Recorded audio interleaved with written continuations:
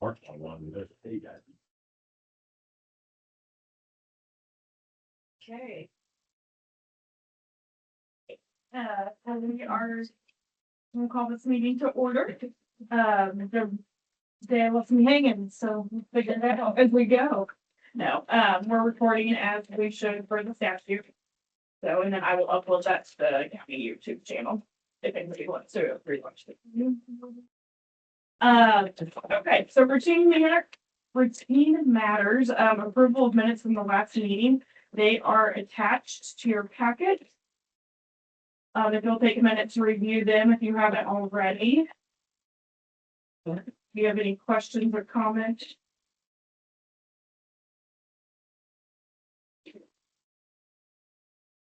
I will entertain a motion for approval. Oh, I'll make it. Thank you, guys. Juvenile for me. You guys want to give us an update? What's going on? Yes, Vote on the motion in a second. We should. Thank you. I appreciate that. Okay. It will entertain. There you go. All those in favor say aye. Aye. All those opposed say nay. Motion passes. Thank you, Mr. Harder. Okay, Gracie. all right, so Jrac wrapped up with the school year. We had 26 youth served in Decatur County. Ages still 12 to 17 were involved in all of the public schools and then involved at St. Mary's as well. 6 out of 26 were informal adjustments and 2 were adjudicated and 18 out of 26 were referral.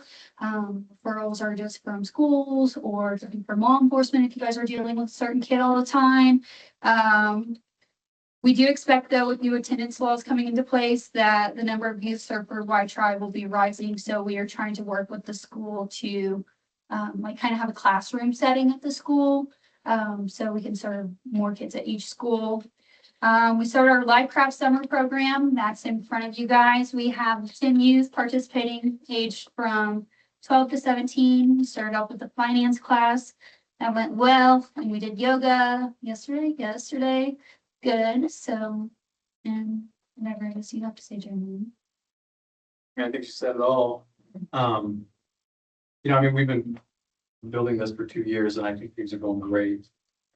Outside, I think the prevention attitude that we have has been well received. Our Live Craft program, if you guys saw the schedule, our aim is to find things that would be beneficial to any youth that we run into contact with. So we try to just kind of include, this year we have Honda.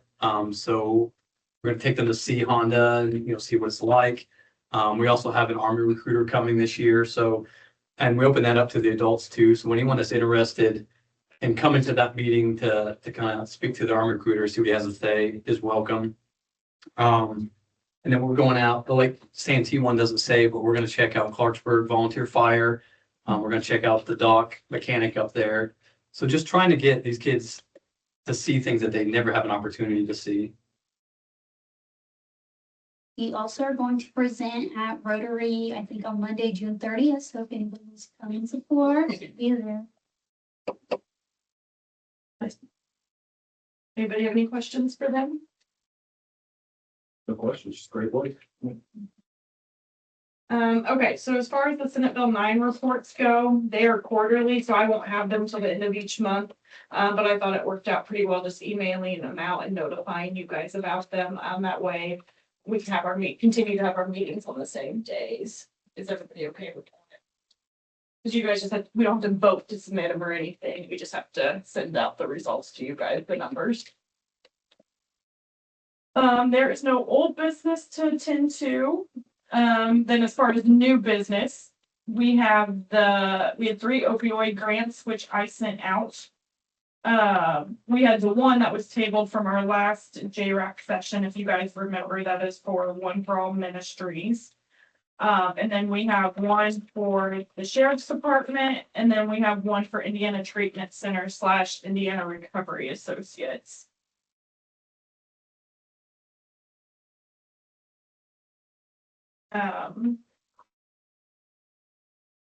Anybody have any thoughts, any questions? I should say the ITC, in my opinion, is crucial. This is funding the current peer recovery coaches that are teaching IOP and the relapse prevention, and we get so many good positive comments about them. I get a lot of one-on-ones with the participants, and they always have very good things to say about Jake and Tracy. And I would hate to not be able to continue to have them teaching these classes because I think it's making a huge difference. We've got a lot less complaints about IoT, especially since switching over to those two providers. And I guess something to note on that, this would take place at Hickory basically. And the 60,000 that they are asking for, it would replace the 60,000 that we had already allocated to Hickory. Hickory's never followed through on their MOU to give us to commissioners to council for review. Never signed anything. And I have asked constantly, and at this point it's just been radio silence. And we don't know when they're gonna pull out. So we don't have anything.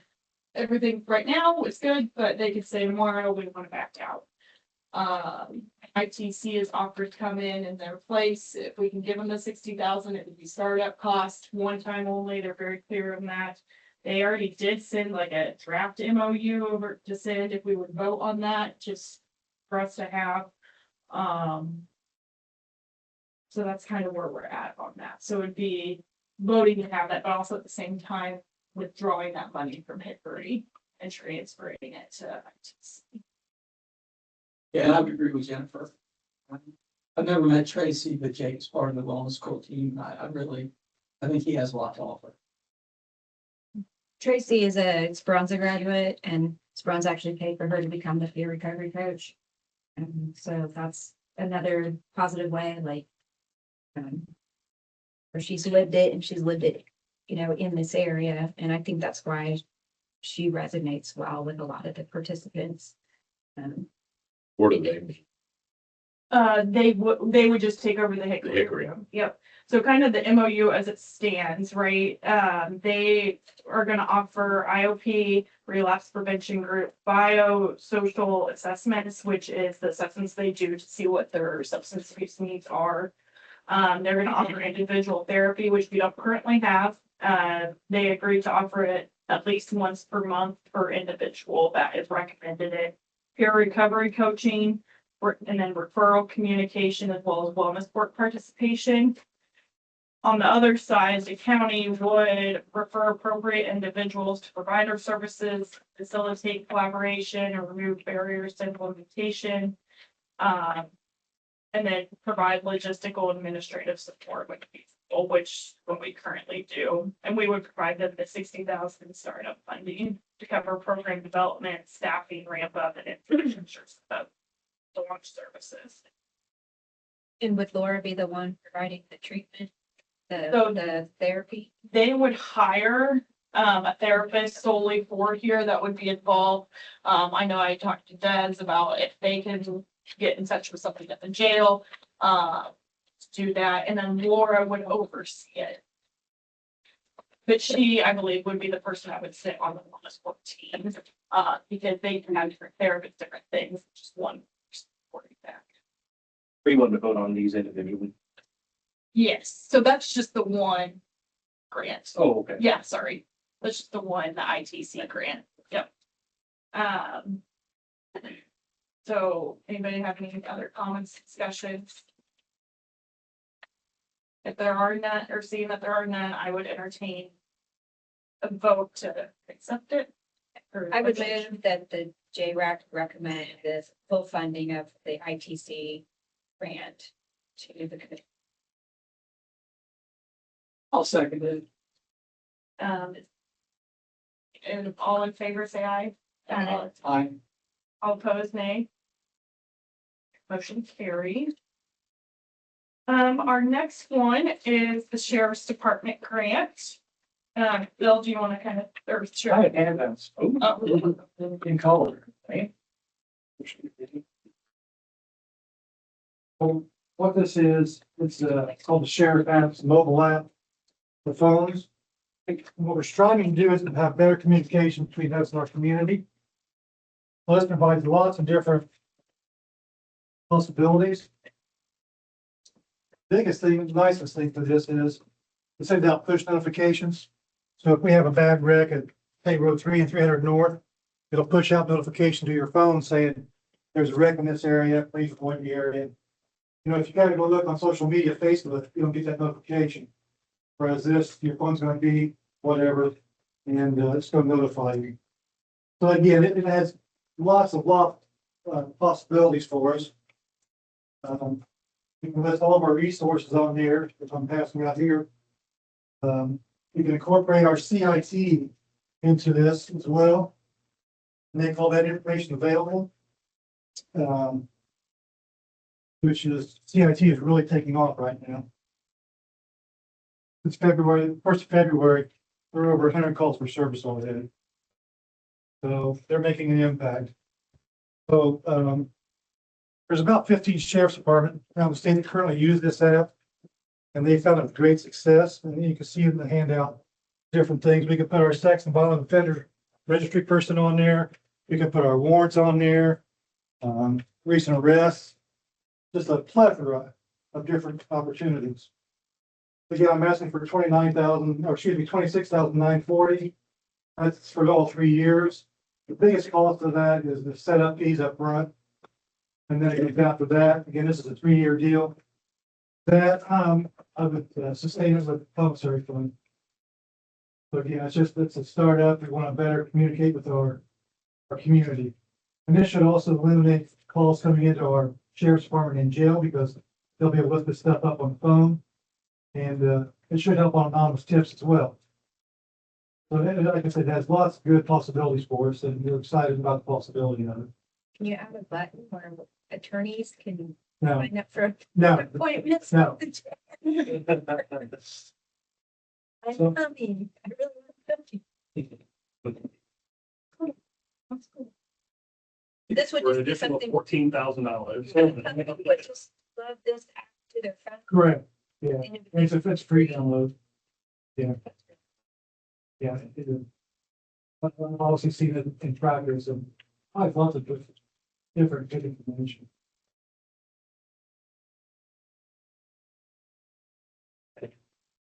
I'm happy to answer any questions if you have any. And this could come out of our unrestricted funds too. So we How haven't, much do we have? honestly, around 180,000. We have not touched our unrestricted funds. Judge Day has this number specifically, but we have not touched those funds ever. I move to approve the sheriff's department fund grant forward to the commissioners. I'll second that. But, all in favor, say aye. And All opposed, nay. I will abstain. Yes, note that the sheriff has abstained, please, Katie. All opposed, say nay. Motion carries. Thank you. And then the last one is the All for Ministries grant. That is the one that we tabled last meeting. The product called Generation Hope.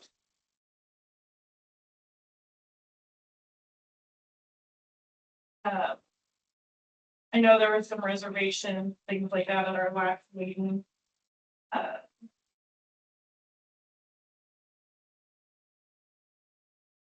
I'm curious the opinions of our juvenile probation officer. Jeremiah and I had met with him at one point.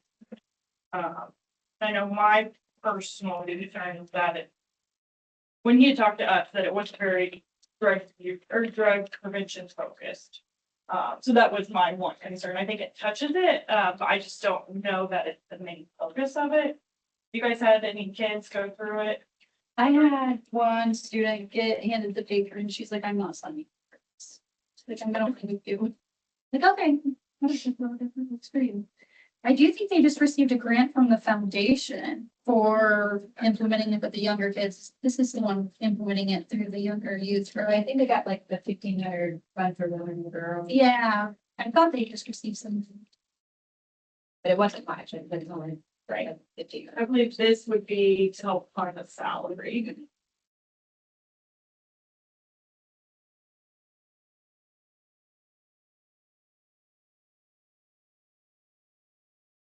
there any other discussion? I would just be interested in learning more about, like, how do they differentiate this from, say, the Big Brothers, Big Sisters? How do they differentiate this from the Y tribe? How is it? I'm not necessarily opposed to adding more juvenile services. It's a great idea. And if we have unrestricted funds available, I'm all for trying. I'm just would like a little bit more information. Like, Do you think we should also maybe wait till Judge Day is here to hear his input on it? I mean, anybody think that? I definitely think we need to wait on Judge Day. I agree with continuing to table this. In fact, I'll make that motion, but, separately from that, do we want to open the door to having folks come present to us? Or do we not want to take that on? Right. Because it's gonna open the door to a lot of other people who want to present, who we present to. If you do set a time on it. Yeah, exactly. Figure out. Well, it could be just a, like, they submit the application and you guys could have the option to ask for, we need more information. And so we'd like for you to come because we have a lot of questions that the application just doesn't meet. So We really don't know how qualified or, did bring variety himself, if that's.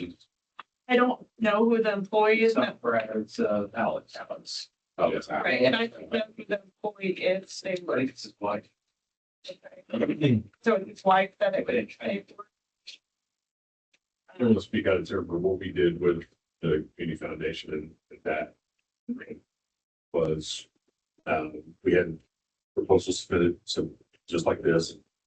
And then the committee got together, came up with a whole list of questions, sent those back out and had them come in and present. And that way they got an opportunity to answer everything that we had questions about. And then if anything else popped up, they were sitting right there to answer them. But we had one specific time limit on how to do that and when to do that, and just schedule them out. You had sent out questions prior. Yes, so what we did was we got the initial ones in, we went through them, came up with a list of questions similar to what I'm hearing here is, what was gonna be doing this and how much and that kind of thing, what are their qualifications? Put all that in a letter and send it back out saying, okay, on this date at this time, bring the answers to these as well as anything else that you would like to present to the committee. And that's your time. And they came in and did that and through it. It made it a lot easier to make decisions. Plus, if anything, if you're sitting there and you're getting those answers back and got more at that time, then.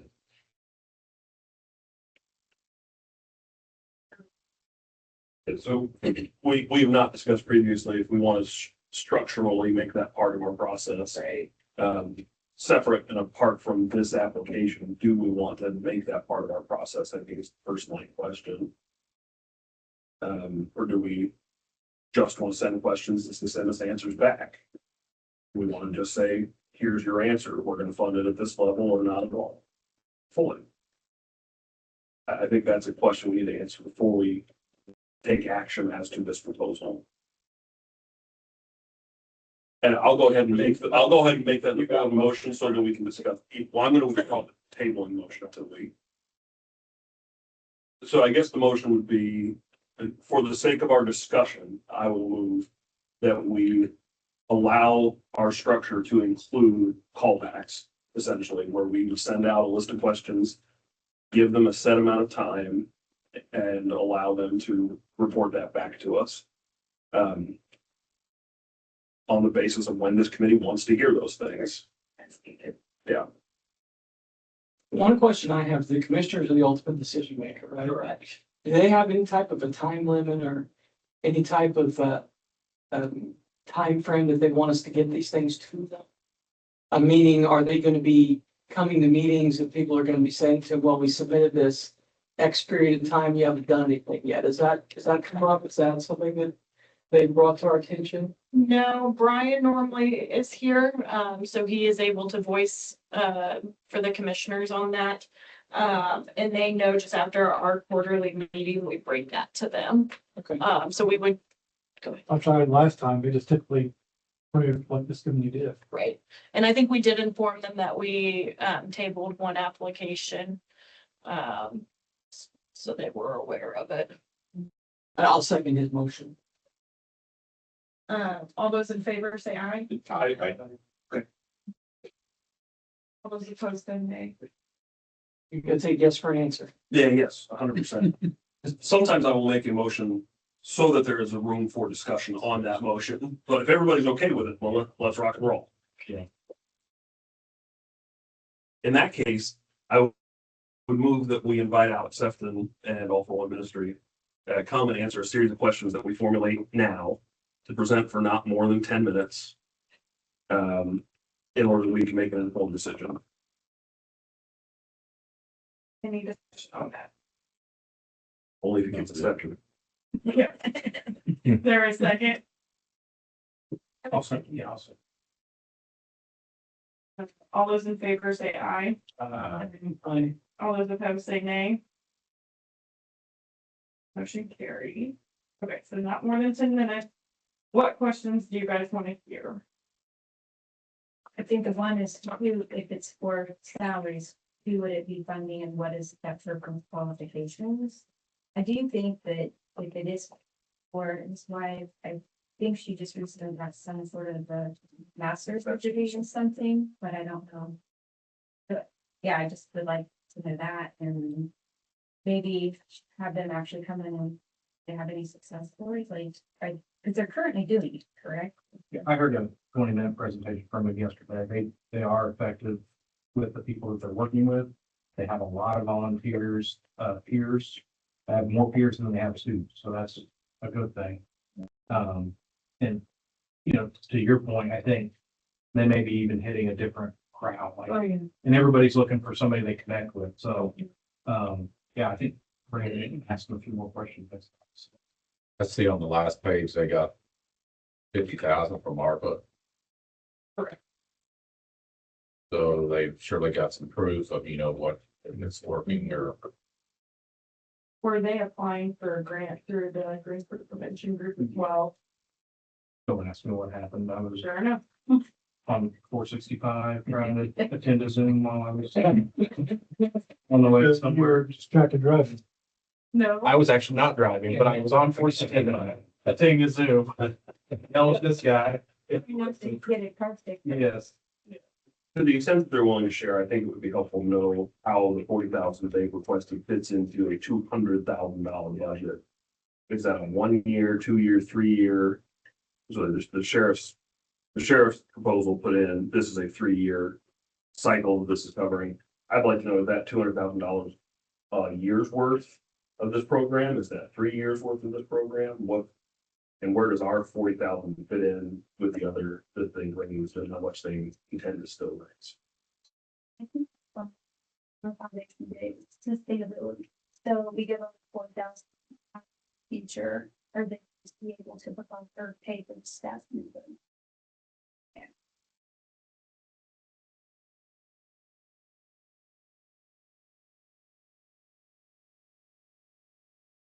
Any other questions?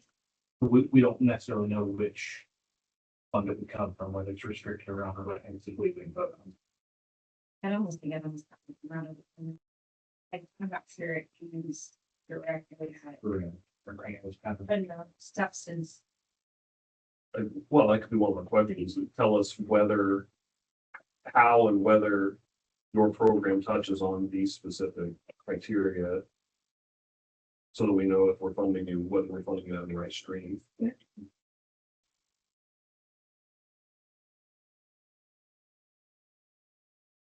I'll do is I'll type these up next week and I'll send them out to the team. And then if anybody has anything they want to add, send it back in the email and then I will send it. Next.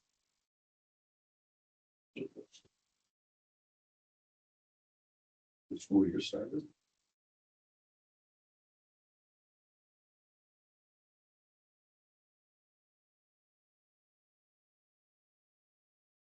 On that, I do want to update you guys on, because it's opioid fund related.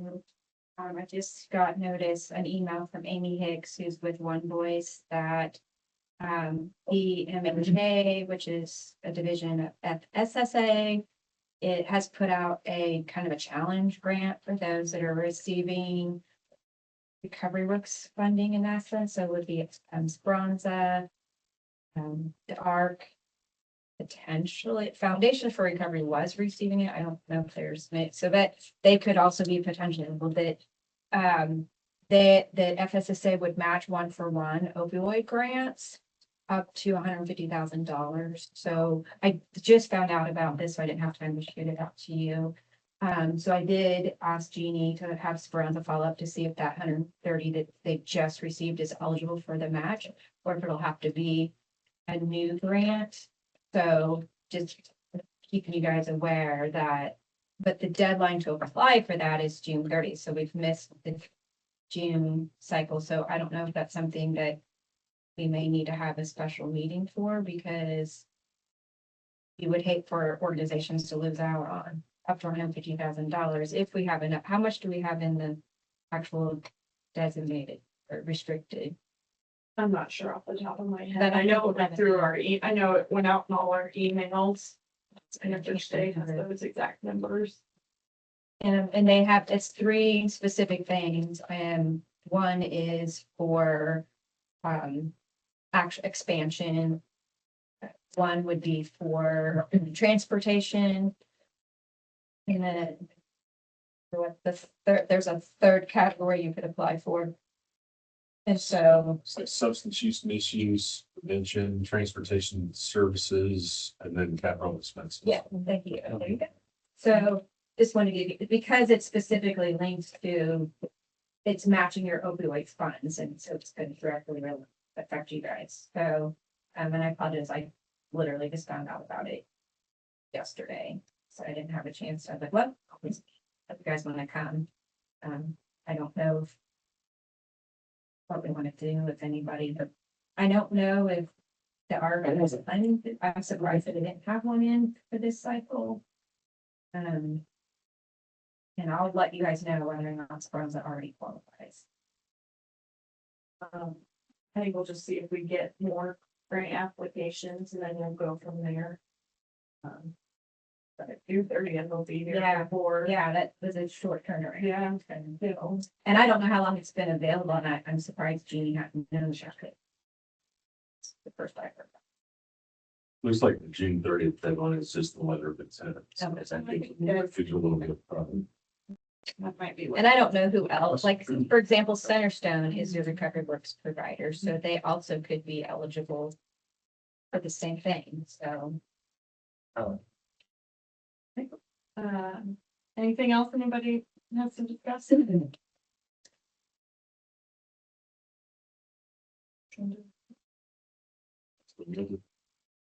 I guess we're going to go.